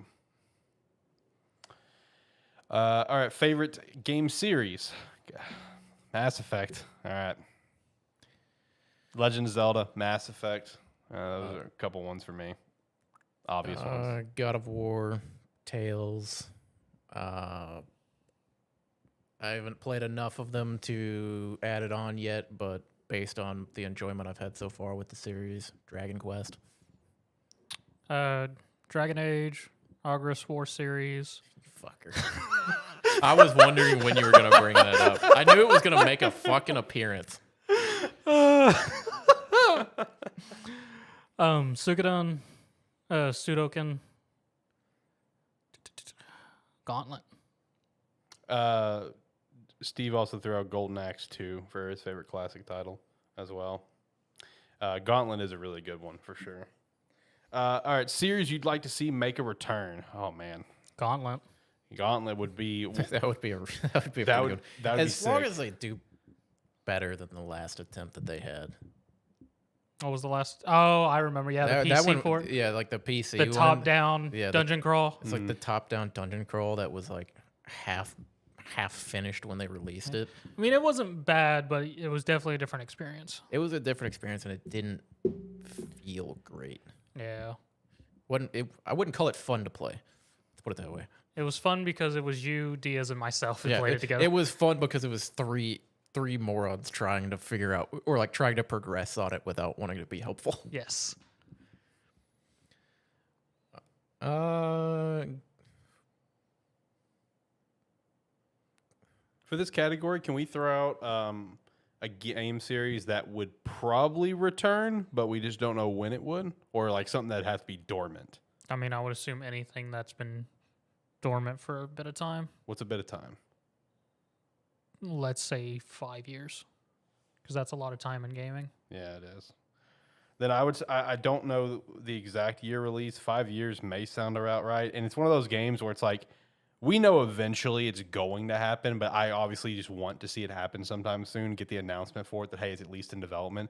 But let me get another Soul Calibur. You know that I know it's going to happen eventually, more than likely, probably 80% chance. But it's like just give me the announcement that's in development. You know, like I mean, it took 7 years for me to get Tekken 8. So. yeah, that's fair. It's a Soul Calibur would be up there for me. One that will never happen. They attempted it and it backfired massively. Already mentioned it as a classic title, Conquer. Would love to see something more, even just another remaster, a remake. You know, that's fine. Just give me something. They tried the Young Conquer, completely backfired in every way because it did look terrible. I would like a new Wild Arms. Okay. I feel like F-Zero would be fun. Yeah, F-Zero. Star Fox would be one. I would like to see that. Cocoon series. Yeah. Don't say yeah like you know what that is. I don't. I'm just going with you, man. I do that a lot. You know that. There's a lot of instances where you say something like, I don't know what the fuck he's talking about. I'm just going to smile and nod. But yeah, no, F-Zero would be cool to have come back at some point. There's been a lot of chatter about that. Yeah, I feel like that could be, especially in today's age, I think that would be a mass, like it would be able to look. It would look amazing. It would look amazing, and I think it'd be a lot of fun to have that. In which depending on the control scheme, it could feel really good too. That's what I was thinking because like I've seen a lot of the F-Zero.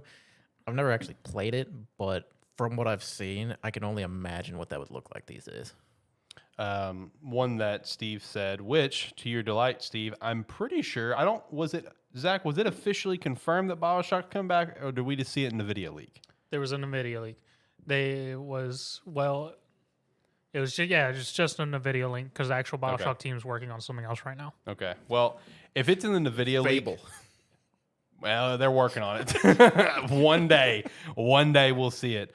No, if it was in the NVIDIA leak, I consider it true. I mean, it's being worked on. You know, everything that's come out of the NVIDIA leak has pretty much been true. Xenoverse. Fuck, I know. That's not happening. Xenoverse 3, please.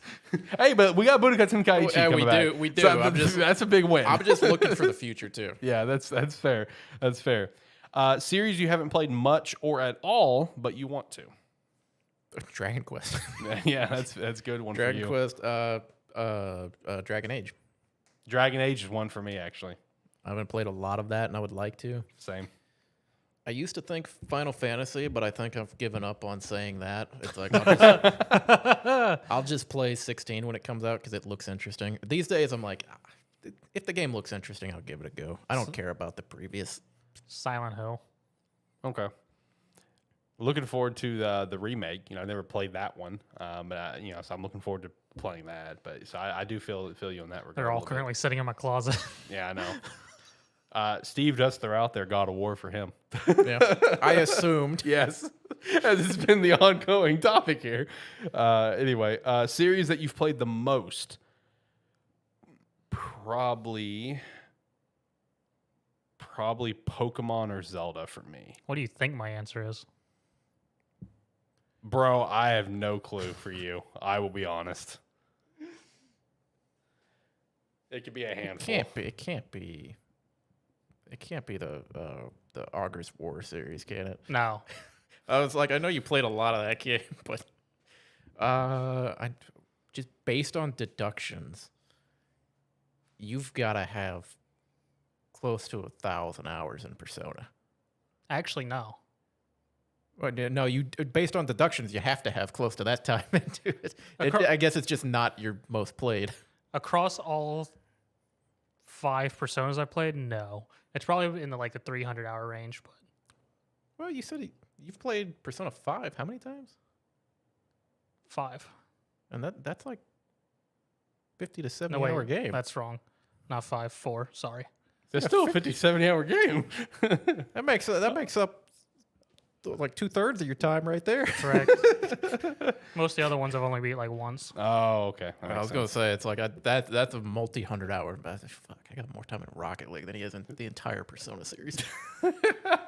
That's true, you do. I don't know, what is your say? Gauntlet Dark Legacy. I guess that makes sense. You have talked about how you could beat that game blindfolded. Yeah, you did, because I recently pitched that we sit down and play Gauntlet, and you're like, which one? Because if it's Dark Legacy, I can beat it blindfolded. I'm like, okay, it won't be Dark Legacy recently again. pitched like that wasn't 6 months ago. Yeah. That's recently to me. No, I put a crap ton of time in Gauntlet Dark Legacy. I probably actually have 600 hours because I did full 100% run-throughs with each of the 9 base characters and at least 4 of the secret characters. So I'm talking full map clears, all artifacts, all fucking rune stones, all solo kills on bosses. So at that time that he just pitched of was 600, you said? Yeah. Does that mean your answer would just be Rocket League then? Because you have over I'm 1,000. I'm not counting that, because if we're counting that, I've got it's it doesn't show all the time on my Steam profile, but I've got fucking double that time in Path of Exile. Okay.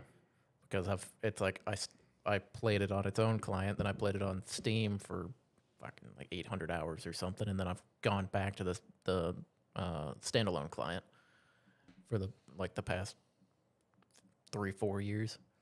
No, I mean, honestly, most time put in is kind of probably like you, Pokemon, Legend of Zelda. Because, I mean, fuck, when I was younger, it's like I had Pokemon to play. And if I wasn't playing Pokemon, when we got a Nintendo 64, it was one of those where we didn't have guides or anything. We didn't know how to beat it. So it's like all we had was the person we bought the game from had a profile on it that was much further along than we were. Yeah. So what I would do is I would play through dungeons on that other profile that had partially completed them. So I had to figure out what they had done compared to a fresh dungeon. Yeah. And then figure out how to do it so I didn't fuck it up on my save file. And I would do that over and over again. Because as a kid when you're playing a game and you're 2/3 the way done and you're like, I kind of want to see what it's like from the beginning again, and then you accidentally save it. Yep. There's no going back from that. Yeah. Nope. And I did that a lot. And then Pokemon, I've played through. I mean, hell, I used to just play through the second generation of Pokemon over and over and over again, and play through it with a different Pokemon. As I would catch it as early as I could possibly get it, and then I would see if I could beat the game with just that. Right. Without a lot of grinding and stuff. I would just play through normally and see if I could do it with one Pokemon. Yeah. I did that with a ton. Actually, thinking about numbers here, I would say I would drop Zelda out of the equation and I would probably say it's either Pokemon or Elder Scrolls, and that's only between 2 Elder Scrolls games. But I played an ungodly amount of Oblivion, and I played a solid handful of Skyrim on a few different playthroughs. But I would still say it's probably Pokemon, because thinking about my numbers, Shield, I ended with like 600 to 700 hours. Scarlet, I've got like 200 to 300 right now. Platinum, I had about probably my Platinum that I still have has probably about 800 hours on it. Oh, my ORAS games, Alpha Sapphire that I played the most has at least 300 to 400. Ruby probably only has like 100. My X had about probably 300 on there. So I mean, it's just that's racking up. Yeah. Like, so I would say Pokemon, but then after that, probably Elder Scrolls, just because Oblivion was my first game. I didn't play Morrowind or anything, but man, I played a lot of Oblivion. Like, I loved Oblivion. There's a part of me that still loves Oblivion more than Skyrim. Honestly, like it's just, I love that kind of comes down to which one is the one you had the most experience with, or you played in what order? Because I played Skyrim before Oblivion, right? So going back to Oblivion was hard for me. That's totally fair. And it's like my original Skyrim save file, which I don't even know if I still have access to. I know I don't. For me, it's like that one probably has like 600 hours on it, right? Just on that playthrough. And that was just exploring around, just doing everything I could possibly find to do in that game. Mm-hmm. Steve threw out, COD would probably have been his, COD or Warcraft, because he said in his competitive days for COD, 8+ hours a day easy. And I thought about that when he said that. I was like, where would Halo fall into that? But I still don't think Halo would touch Elder Scrolls or... Wait. League count? League would count. Yeah, League would count. I win. All right, so League's your answer. I was supposed to say, I still think I got more time in Gauntlet than I did in League. Oh, I know I don't. I know. Yeah, you League went far hard. Surpasses anything. It far surpasses. If he was talking 8-hour days, dude, bitch, I was putting like 12 to 14. Yeah. Yeah, right. And that's how I was with Halo 3 too. I did that. But even with that, I still don't think that compares to my Pokemon or my Pokemon time personally. God, I wasn't even thinking League until he said Warcraft. Right. But yeah, no, League is by far the game I've put more time into than anything else. Okay. Next one. Where was I? 28. Thank you. Popular series that you hate or dislike. Hey, Last of Us. I love the show. Show was great, but man, I am very I don't see the hype of those two games. They're okay. Mass Effect. Fuck off. You just hate it because I talk about it. I have tried. Okay, here's the thing. I have tried to play Mass Effect 10 different times. Oh my god. Here's the problem. Your first game in your series fucking sucks. I know. And if I'm gonna play through it, the fucking choices and everything carry over. Yep. So I'm not just gonna jump into the second game. I gotta play through the first one. That's what this guy did, and that's how he got in the series. Yeah, I know, but he's gone back and since played through it a shitload of times. I mean, that's But fair. here's the thing. In my mind, I have to play the game first. That's fair. Because if I'm going to try to judge the series honestly, I need to play through it to that experience. That first game fucking sucks, and you can't tell me that's a fun game to play. It's a fun story. Okay. You notice he didn't say it's a fun game to play. The game is fucking rough to play. It's I can't hard. say anything because I played it when it was originally came out, so it was fun. Trying to play that game It's in fine. 2023. No, it's fine in the Legendary Edition. I don't mind playing it. I tried to play it like 4 months ago. That game's rough to play. It's not fun.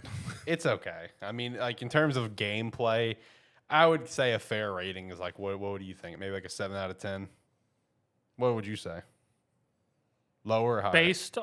Based on current times and whatnot, even with the Legendary Edition. You got to think. I'm coming from a 2023 perspective, trying to come into this game. I'd probably say closer to 5 because a lot of it's like a lot of the gunplay mechanics and stuff are very rough. The abilities aren't terrible. Okay, you know what? Yeah, I can see what you mean. Yeah, I'd go 5 or 6 range. Yeah, because I feel you. Because you probably spend way more time in 2 and 3. So in your mind, that's bleeding into it. I Now, would this say game is Because in one, grenades are fucking pointless. I mean, it gives it to you, but they're pretty fucking pointless. Gunplay is rough until you have level up whatever weapon you're using. Abilities aren't bad. The Mako, everyone's aware, is absolutely fucking terrible. But yeah, it's just the game. It's one that I keep trying. Like I sit down and I play it for a few hours, and I'm like, okay, let's just get through this so we can go to the next game. And it's hard. It's hard to try to do it, and I every time I haven't been able to make myself finish going through the first game. So it's like, unfortunately, I have to say I fucking hate that game because of my experience with that series is the first game. And this is also coming from me, who's beat every single game on Insanity. I had to deal with those mechanics on Insanity. Fair. Yeah. If I could ever make it through that game, maybe it wouldn't be the series I hate the most, or like the popular series I hate. Okay. I understand it's beloved, but my experience with the game sucks. That's fair. That is Souls fair. games for me. That would be high for me too. I'm with you on that one. That would be top 5 for me. I can play them, but I mean, I don't enjoy it. Yeah, that as well. It's like Souls games in general. I don't enjoy. So a couple games that Steve threw out here just to Is he just burning bridges? Yeah, he's just trying to burn bridges further with you and I guess with me Who too. fucking knows who Steve is? Yeah. He's a guy I've met there. He's a really cool dude. I like Steve a lot. He threw out God of War with a winky face. He threw out Rocket League with a winky face, and he also said Gears of War sucks too, which I disagree with on that. As Fuck Gears of War too. wow, fucking Christ! I might have a worse experience with Gears of War than I do. Mass He Effect. does. He really does. Fucking LAN party with a bunch of people. Yeah, that spent I've heard fucking about it. I've heard 1,000 hours playing Gears of War 2, and they put the two people who never touched it on the same fucking team. You two? What? Was it you two that was put on the team? No, I was part of the one of people. No, who he was one of the people that were just laughing their ass off while they spawn killed us. Oh, okay. Who was the other member of your team? I don't remember. I don't remember either. That's been more than a decade. I want to. For some reason, I want to say Nick. It might have been. Okay. No, I think he was a big Mass Effect player. It was someone. It was someone else. I don't remember who it was. Okay. It was rough. Steve does say number 1 for him though, in all seriousness, is Rocket League. Though it's a game of people who can't play a racing game or play FIFA. Okay, well, FIFA sucks. He also says League because of the toxicity of the community. Oh, fuck, League sucks. Yeah, which that's fair. Nobody who plays League enjoys League. They're just addicted and have nothing. They haven't found a way to get out of it yet. That's fair. I found my way out by Rocket League. Right. Okay. All right. Let's go to the next one. Game that is severely underrated to you. Okay, this is a game that. This is what came in my head just because I want to give more attention to this game. Force of Nature 2. Okay. I feel like nobody has heard of this game or seen this game. It's Force of Nature 2. It's a sequel to Force of Nature. But basically they're the same game. It's the same game with better graphics and quality of life improvements. It's a exploration crafting game where you basically explore an island, you go to different biomes and stuff, and you craft. It's like a 90-10. 90 time is spent gathering materials around your base and crafting the materials, and 10% is exploring. Because you have to spend all of the time gathering the resources to craft everything so that you can go out on an exploration. And I don't know, I found that game to be one of the most enjoyable games that I've ever played. And it was just a very relaxing experience the entire time. Your dad loved that game too. Yeah, he does. He does love that game. He plays it. Yeah, I love that game. Mine would be Spectral Force series. Okay. My specific game was Spectral Force 3. It's just a tactics game which has a nice mechanic of where it has a storyline, but you more or less just do quests as a mercenary group. And the interesting thing about it, the entire world's in war, and you can choose countries to do missions for. And as you do missions for them, the other countries will start to fall in influence and can be destroyed.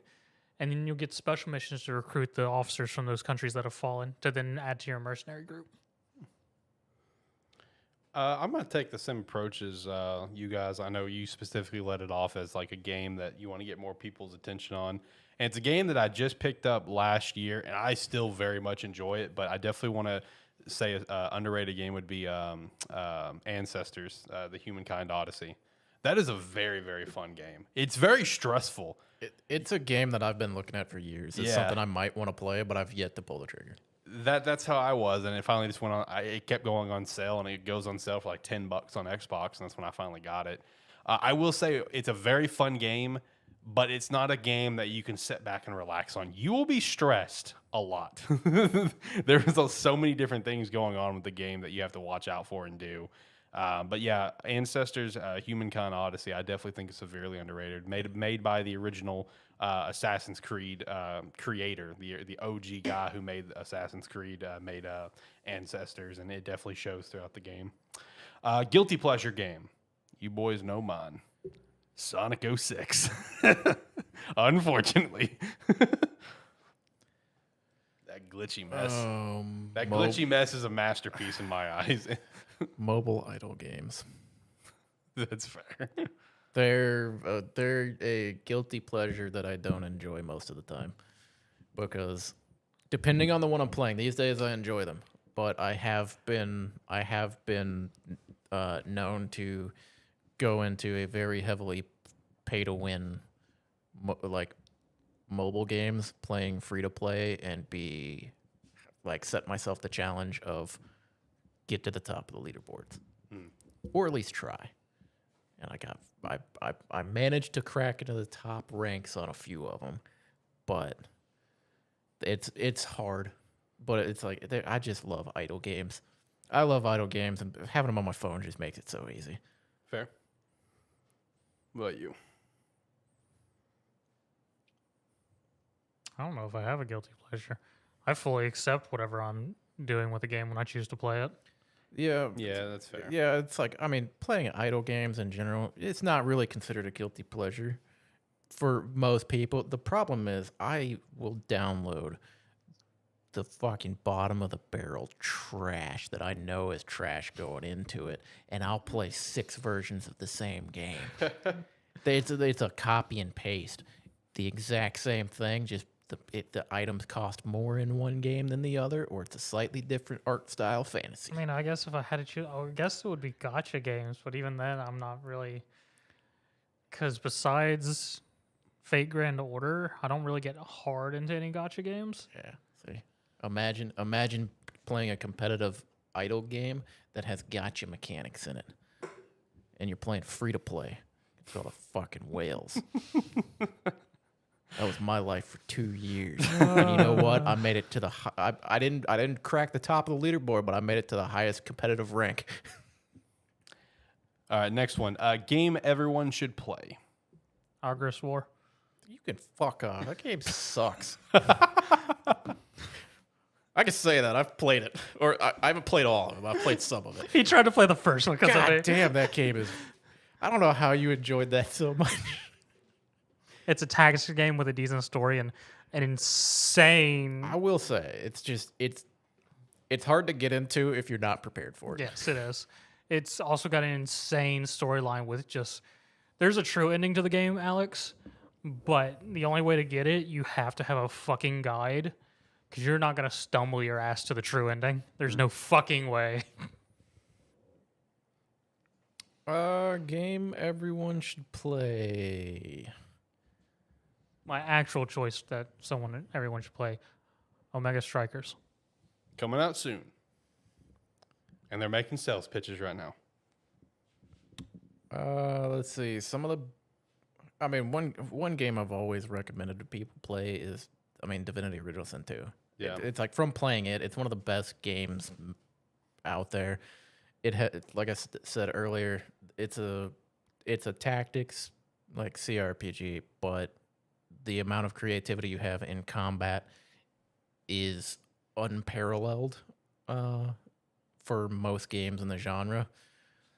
And I don't know, it's just a lot of fun. It can be one of the best experiences as a co-op group as well. Of course, like I said before, I'm very much a sucker for these kind of CRPG co-op experiences. But yeah, I've anybody that hasn't played it that has looked at the genre and thinks that might be fun, it's like one of the easiest games to get into. It's got very complex mechanics, but getting into them, as long as you kind of follow along when the game is trying to tell you something, as far as how the game works, you can kind of ease yourself into it pretty easily. But the mechanics of it get fairly deep as well.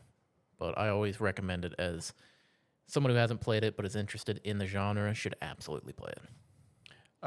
So one that I would throw out there is more so directed at if you're a fan of this general, universe. But to me, even if you're not a fan of this style of game, I definitely think you should try it just because it is free to play and it's very addictive. Fun. I'll throw out Marvel Snap.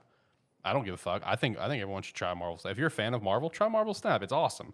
Another one that I want to shout out, but it's not one that I have a big dog in this fight for. I just know for a fact that in this general question, this game is actually the #1 game that my lady would always throw out all the time. Stardew Valley. That is one that she will always pitch. That Stardew Valley is fucking amazing. Yeah, that is one where people should always try Stardew Valley at some point. So I just wanted to shout that one out. Again, Stardew Valley is a fantastic game. Also, it's a very, very fun co-op experience. Yeah. Let's see. Next up, games that you've played beginning to end more than 5 times, more than 10 times. Gauntlet Dark Legacy. Okay. The first 3 generations of Pokemon, Borderlands 1, Borderlands 2, Borderlands pre-sequel for both categories. Let's see. Twilight Princess for sure. Marvel Spider-Man, Mass Effect 2, and Mass Effect 3, Pokemon Platinum, Pokemon Alpha Sapphire, Pokemon Sapphire. That's all that immediately comes to mind, but I know there's more. Oh, God, Halo 3. Jesus Christ, Halo 3. Yeah. It's like Halo campaigns, I mean... Mostly 3. Yeah, because 3... As we've said before on the show, Halo 3 was one of those during the generation where we were playing that game. It was very much if somebody jumped in and was like, you were playing multiplayer, and they mentioned they hadn't played the campaign. Yeah. The next thing you did was after the game finished, you went and loaded up a campaign lobby and went and played it. Or if somebody just felt like playing it, they would throw it out there, and 9 times out of 10, everybody would be down for it. Bingo. Final Fantasy X, 5 times. Okay. Steve also threw out there, he's with you. Original Sin 2 is great. Oh, yeah. So you guys at least have one thing in common. How about that? So far, it's been nothing. Okay, let's see. Game setting you wish you lived in. Pokemon World, for sure. Easy answer. Yeah. Cop-out answer, too. But Good, go for it, Zach. You look like you're raring to go. Pow World. Yeah, that's even a better answer. Hold on. I revoked my answer. Give me Pow World. I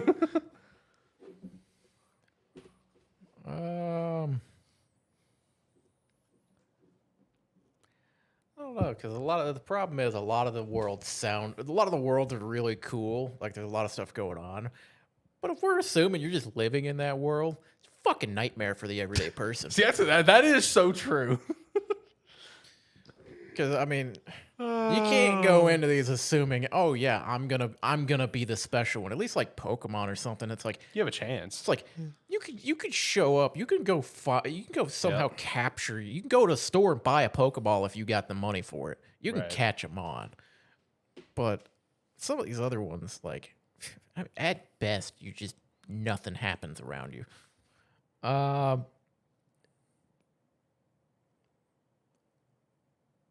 I'm not sure because a lot of these are. I mean, I would be okay living in the Mario universe. That's fair. Especially with how they depicted the Mushroom Kingdom in the movie. That's very fair. It was pretty sweet.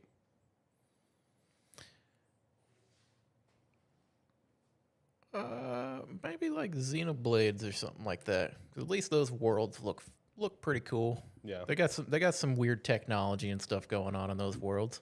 Could be. Okay. Even if you were just an everyday person there, probably have some fun with it. Standalone game or sequel that disappointed you? Oh, you know what world you wouldn't want to live in, Zach? Fucking Nier. No, fuck that. That's the worst world to just be an NPC in. Something's going wrong. Right. Gauntlet 7 Sorrows.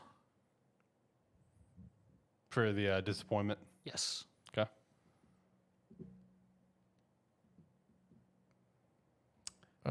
Disappointments. Halo 4. Well, I was gonna say Halo 5. Well, Halo 5 especially, but I wasn't even high on Halo 4. I wasn't the biggest fan of Borderlands 3. Okay. Didn't enjoy that as much. Wish I enjoyed it more. Andromeda. Jesus Christ. What are you laughing about? What you got?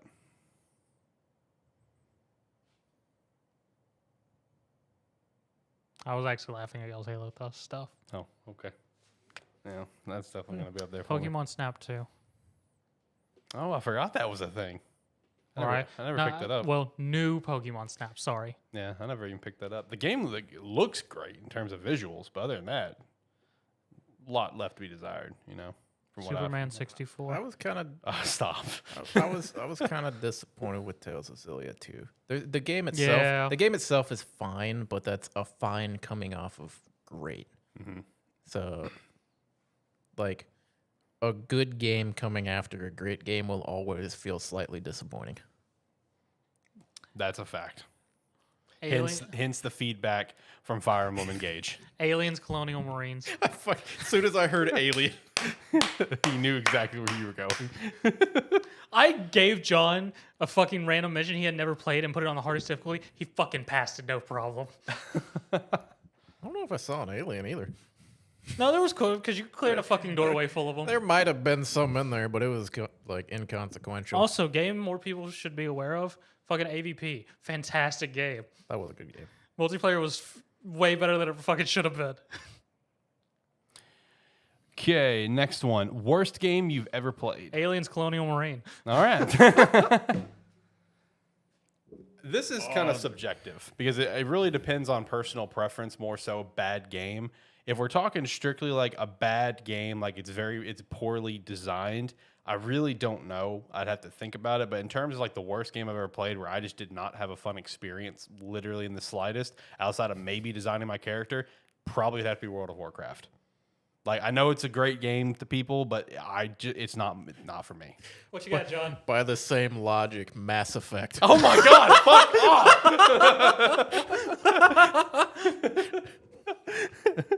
You set me up for that one. I did. It wasn't even. I threw it up for you to spike it. That one never entered my head until you started like laying out how you were like. You're like, okay, let me put this in here like this. Yeah. I'm like, fuck, dude, you just described everything I said earlier. God damn it! Brought it back. Honestly, that's kind of hard for me because as I've said before, I'm a sucker for like any little free to play game, whether it be on mobile, Steam, just anything I could find. I'm a sucker for downloading a lot of these random games. So I've played a lot of just shit. That's fair. All right. Next question. We're near the end.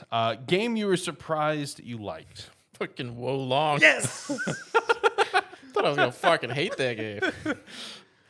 That's the most notable thing that I can say right now is Wo Long. I thought that we all leading up to it, you guys were having such a fun time telling me I was gonna have to play it, and then it just ended up being a lot of fun. Okay. Game you were surprised you liked. What would it be for me?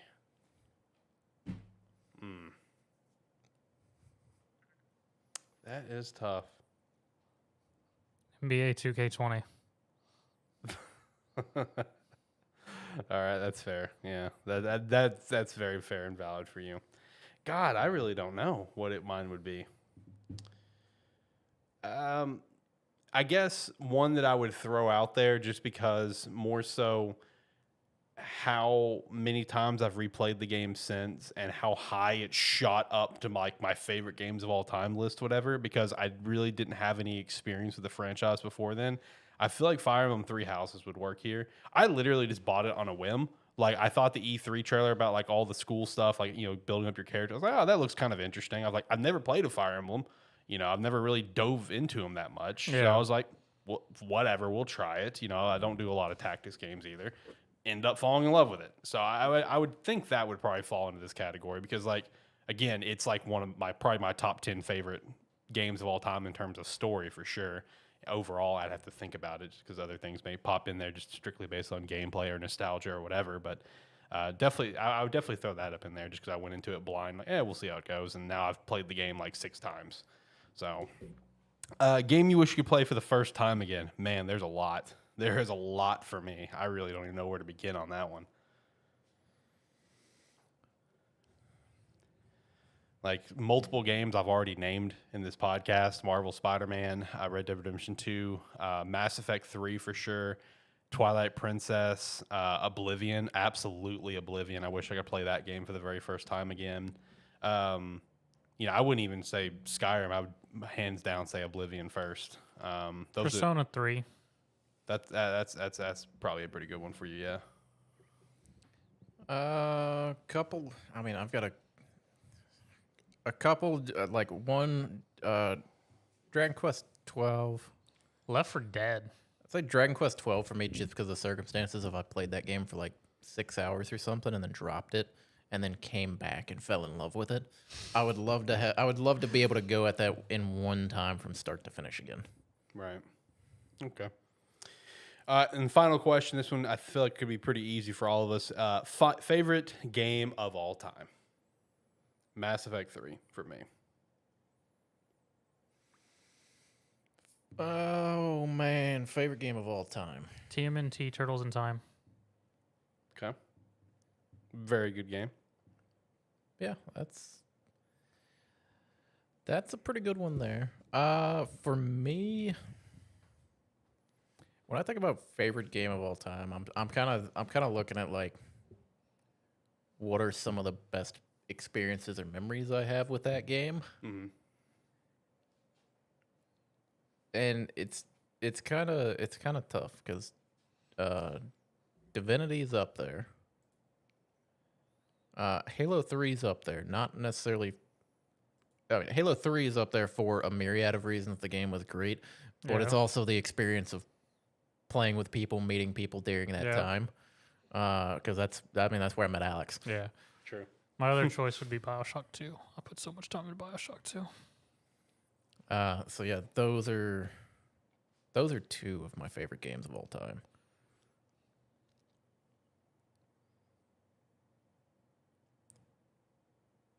Then I don't know. Okay. There's a ton of games. There's a ton of games that I love. There's a bunch of games. Narrowing it down to like one or two games is kind of hard because, like I said, I don't think of it as like the game I've played the most or anything like that. I'm trying to think of what's the most fun I've had playing games. Right. Yeah, and that's kind of it takes a little thought because trying to think back on games I have fond memories of from older versus nowadays. Like the most fun I've had playing a game in like the last year or two, might be Tales of Arise. That was just some of the most pure fun I've had sitting down playing a game. right. Like in years, probably. Okay. Well, that wraps it up for the questions. Long episode. Yes. I'm going to speed run the weekly wrap up. Go for it. All right, so the first thing we got in the weekly wrap up here is we have God of War Ragnarok did get its new game plus finally. That actually looks pretty sick with the stuff they did add to the game. I'm looking forward to doing a boot up of that here sometime soon. Still talking about Sony. Sony's apparently working on a new handheld codenamed the Q Lite.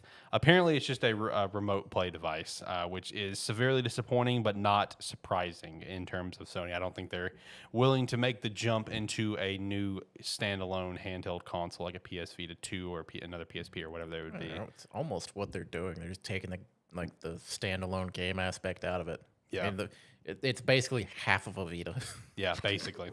Then a little update with the whole Xbox and Activision Blizzard thing. Jim Ryan gets unbelievably dramatic in court. There was a statement that was pulled in one of the latest things that came out where he basically said that if this deal goes through and Microsoft would, let's say, release a degraded version of Call of Duty onto PlayStation consoles, would lead to a large domino effect of one thing or to another, and ending with, quote, our business would never recover. Shut the fuck up. That's the biggest crockpot full of shit I've ever heard. Jim Ryan's just desperate at this point. This is legit beyond pathetic at this point. Let's let this die. Let this be over with. Next up, with Jedi Survivor, we are getting some previews coming out. It's improved in every way. There's 5 different combat stances: blaster, lightsaber combos, flying mounts, Rambler's Reach hub, where you can recruit characters, get quests, and town building mechanics, and then improved cosmetics customization, which I have actually seen a lot of videos on the cosmetics customization. Overall, everything apparently about the game is far superior than people were even initially thinking. I know I saw the PC gigabyte amount where it was like 155 gigs. I mean, it's a good sized game. So I did recently watch a couple of lore videos in the first game, so I'm completely caught up on everything that happened. I've got a pre-order in for Survivor, and I'm pretty excited to play it. Still talking about EA here, though. EA announced that Alice Asylum, won't be happening after a decade of failed development. I actually forgot this was a game in development until this news came out. They basically gave up the license. The license is floating now, and they just completely shifted all work on it. I forgot there was even work being done on this game. Joseph Staten, the head of Halo Infinite, is now leaving Microsoft. He did come out and talk about that he's going to be moving on to other things. We'll talk about just a shit show Halo Infinite has been. Microsoft has also been banning emulators on the series. For anyone that does not know, those were able to be downloaded, whether if you were in dev mode or not. And it seems they're being banned simply because of Nintendo Ninjas, because people are using them obviously to play current Nintendo titles. That's kind of the big holdup at this time. Konami is set to expand with a focus on game development. They're got a huge construction layout for a whole new building over in Japan that will solely focus on like motion capture and stuff like that. So it's good to see Konami's actually truly getting back into the gaming space. They have some things coming out here over the next year or so, but them actually getting back into it's pretty sick. And then Nintendo and Dina has launched Nintendo Systems, a joint venture designed to create new tech and services. Hopefully that means a better online service. That'd be sweet. And the last thing is Western Digital is releasing a new Xbox expandable storage card set to be cheaper than Seagate. That is big news because as of now, because of the storage card that Microsoft went with for the Xbox Series, there is quite literally no other options other than the Seagate option. Meanwhile, PlayStation 5, of course, goes with just a standard SSD, and you can buy so many different kinds of options, including ones that doesn't have the heatsink, and you can buy your own heatsink, and etc. Xbox has been very limited, so there's finally getting some competition on the market, so that is a good thing there. So that's everything for the weekly wrap-up. Boys, any last thoughts on anything? No, not really. You? Nope. All right, hit the music. Let's get out of here. All right. Like, comment, subscribe, rate, whatever your platform allows. If you've been watching us all the way, thank you very much, and hit that subscribe. And see you next week. Bye. Well, not next week, actually. We're off. Yep. So not Break next week. Yep. All right. Do everything he said and more. And if you made it to the end of this one, this is a bit of a longer show, but thank you very much. And if you want to see us again, we do these normally every Saturday, but we won't be here next Saturday. But come see us a week after, Saturday, about 6 p.m. Central Time. We'll be here. Thank you. Yeah, we should be chatting about, I think, Dead Island 2. You'll have Ghostwire Tokyo, maybe some Minecraft Legends. I think it'll be a pretty fun time here a couple of weeks from now. You can also check us out at our website, sparky3.com. Use that for free. It's not $5 a month. Check out Rogue Energy, Agent Inc., join the Discord, all of that stuff. Until next time, guys, have a good one. Bye.